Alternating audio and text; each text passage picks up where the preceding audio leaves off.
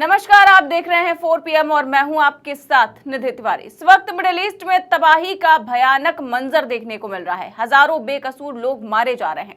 America और Israel मिलकर Iran को निशाना बना रहे हैं। ईरान अपने supreme leader Ayatollah Ali Khamenei को खो चुका है और इतना सब कुछ हो रहा है, लेकिन विश्व गुरु मोदी जी खामोश है। जहां दुनिया भर के नेता इस पर अपनी राय रख रहे हैं, तो वहीं खुद को दुनिया का सबसे बड़ा नेता बताने वाले हमारे प्रधानमंत्री मोदी जी ने युद्ध के समय में चुप्पी साध रखी है। वहीं इस बीच नेता प्रतिपक्ष राहुल गांधी का रिएक्शन सामने आया है। राहुल गांधी ने न सिर्फ अमेरिका को सुनाया, बल्कि मोदी सरकार से भी एक्शन लेने की बात कही है। इसके साथ ही साथ खामेनेई की मौत पर मोदी जी की चुप्पी पर विपक्षी सांसद निशाना साध रहे हैं। तो कैसे ईरान, अमेरिका और इजराइल की जंग के बीच पीएम मोदी का विश्वगुरु वाला डंका फट गया है और क्या कुछ बयान आ रहे हैं विपक्षी नेताओं के, बताएंगे आपको अपनी इस रिपोर्ट में। आज सत्ता की आंखों में आंखें डालकर पत्रकारिता करना बेहद मुश्किल हो गया है। हम पर मुकदमों से लेकर चैनल को बंद करने का दबाव बनाया जा रहा है। मुश्किल दौर है, लेकिन हम हार नहीं मानेंगे। इसीलिए 4 PM को ज्यादा से ज्यादा ज्वाइन करें और स्वतंत्र पत्रकारिता को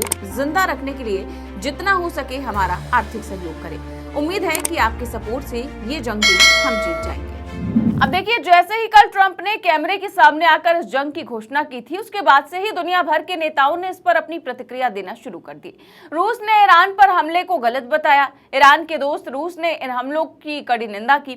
रूसी विदेश मंत्रालय ने लिखित बयान जारी करते हुए ईरान पर अमेरिकी और इजराइल के हमलों को तुरंत रोकने की अपील की और कहा कि हालात को पॉलिटिकल और डिप्लोमेटिक सेटलमेंट के रास्ते पर वापस लाया जाना चाहिए। उसने कहा कि वो पहले की तरह इंटरनेशनल कानून, आपसी सम्मान और हितों के बैलेंस के आधार पर शांतिपूर्ण समाधान खोजने की कोशिशों में मदद करने के लिए तैयार है। रूस के पूर्व राष्ट्रपति और सुरक्षा परिषद के डिप्टी चेयरमैन दमित्री ने अमेरिका पर तंज कसते हुए कहा कि शांति दूत ने एक बार फिर से अपना असली चेहरा दुनिया को दिखा दिया है। फ्रांस के राष्ट्रपति इमैनुअल मैक्रो ने भी मिडिल ईस्ट के हालात को बेहद खतरनाक बताते हुए संयुक्त राष्ट्र सुरक्षा परिषद की इमरजेंसी मीटिंग बुलाने की मांग की है। मैक्रो ने कहा कि अमेरिका, इजराइल और ईरान के बीच छिड़ी ये जंग अंतर्राष्ट्रीय शांति के लिए गंभीर खतरा है। उन्होंने कहा कि ईरान के पास अब अपना परमाणु और मिसाइल कार्यक्रम बंद करने और ईमानदारी से बातचीत के अलावा कोई विकल्प नहीं है। फ्रांस के राष्ट्रपति इमैनुअल मैक्रो, जर्मनी के चांसलर फ्रेडरिक मर्ज और ब्रिटेन के PM कीर स्टारमर ने एक साझा बयान में ईरान से बातचीत का रास्ता चुनने के लिए कहा। उन्होंने कहा कि हमने इन हमलों में हिस्सा नहीं लिया है, लेकिन हम अमेरिका और इजराइल के संपर्क में हैं। ईरानी नेतृत्व को बातचीत करनी चाहिए और वहां की जनता को अपना भविष्य तय करने का हक मिलना चाहिए। वहीं ओमान के विदेश मंत्री बद्र अल-बुसैदी ने एक्स पर लिखा कि मैं बहुत निराश हूं। चल रही गंभीर और सक्रिय बातचीत को एक बार फिर से बिगाड़ दिया गया है। इससे न तो अमेरिका का कोई फायदा होगा और न ही दुनिया में शांति आएगी। मैं उन मासूम लोगों के लिए प्रार्थना करता हूं जिन्हें इसका खामियाजा भुगतना पड़ेगा। मैं अमेरिका से अपील करता हूं कि वो इसमें और ना फंसे। ये आपकी जंग नहीं है।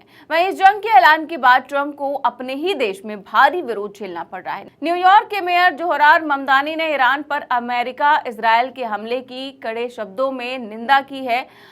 एक्स पर पोस्ट करते हुए ममदानी ने कहा कि अमेरिका और इजराइल द्वारा ईरान पर किए गए सैन्य हमले का परिणाम आक्रामक युद्ध के रूप में नजर आ सकता है। शहरों पर बमबारी, नागरिकों की हत्या और युद्ध का एक नया मोर्चा खोलना।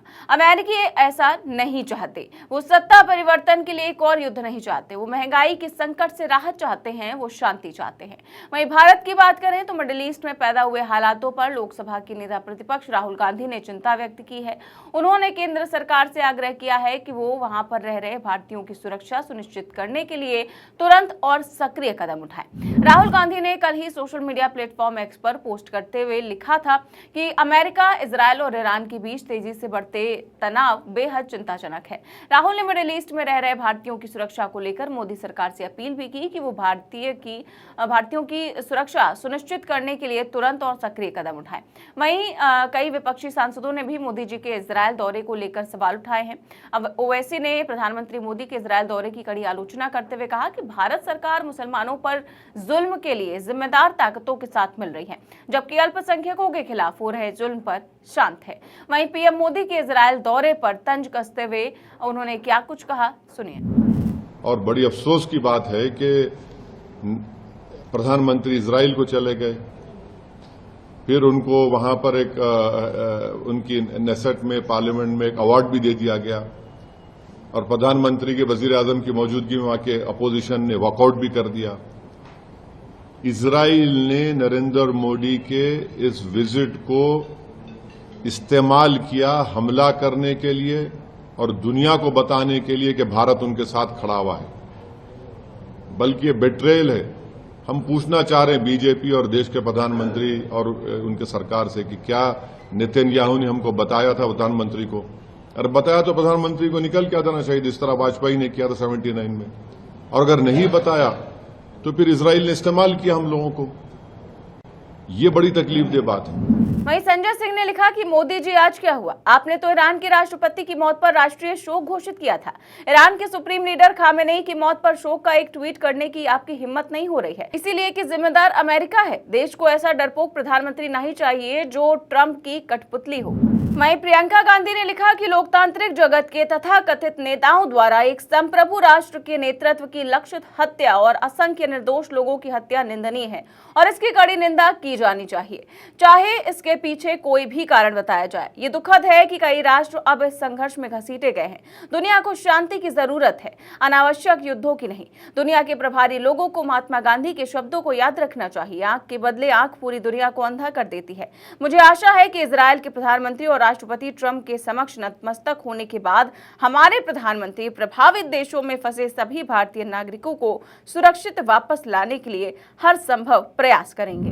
अब देखिए, जिस ईरान ने पाकिस्तान के साथ तमाम विवाद पर यूएन में पाकिस्तान के खिलाफ खड़े होकर भारत का साथ दिया, जिस ईरान ने भारत को चाबहार पोर्ट दिया, उस ईरान के सुप्रीम लीडर के मारे जाने पर भी पीएम मोदी चुप क्यों हैं? अब देखिए, दुनिया में इस वक्त तबाही मची हुई है। अमेरिका से लेकर मिडिल ईस्ट तक के देश एक दूसरे पर हमले कर रहे हैं। दुबई से लेकर कतर और अरब देशों में मिसाइलें और बमबारी हो रही है। इस कई देशों में जहां भारतीय लोग फंसे हुए हैं, तो वहीं खामेनेई की मौत पर दुनिया मातम मना रही है। ईरान से लेकर भारत तक लोग सड़कों पर उतरकर प्रदर्शन कर रहे हैं, आवाज उठा रहे हैं, लेकिन दुनिया भर का चक्कर काट चुके अलग अलग देशों के राष्ट्राध्यक्षों के साथ चिपक कर फोटो खिंचवा चुके हमारे विश्व गुरु मोदी जी ने पूरी तरह से चुप्पी साध रखी है। जहां दुनिया भर के नेता इस मामले को लेकर अमेरिका के पक्ष में या विपक्ष में अपना स्टैंड ले रहे हैं, समर्थन जता रहे हैं या विरोध कर रहे हैं, तो वहीं मोदी जी का एक्स अकाउंट पूरी तरह से खाली दिखाई दे रहा है। ऐसा लग रहा है जैसे साहब को पता ही नहीं कि दुनिया में चल क्या रहा है। ऐसे वैश्विक संकट की घड़ी में जब दुनिया के बड़े नेता खुलकर अपना रुख स्पष्ट कर रहे हैं, तब प्रधानमंत्री मोदी की चुप्पी कई सवाल खड़े कर रही है। क्या भारत तटस्थ है या असमंजस में है? मोदी जी ईरान को लेकर क्यों खामोश है? क्या फिर से उनको ट्रंप से डर लग रहा है, या जो इजरायल की संसद में उन्हें मेडल पहनाया गया उससे उनका मुंह बंद हो गया है? आखिर खुद को विश्व गुरु कहने वाला गुरु शांत क्यों है? ये सवाल अब एक रहस्य बन गया है। इस सवाल के जवाब में आपकी क्या राय है? हमें कमेंट बॉक्स में अपनी राय जरूर दें। चैनल को सब्सक्राइब भी करें और ज्वाइन भी करें। नमस्कार।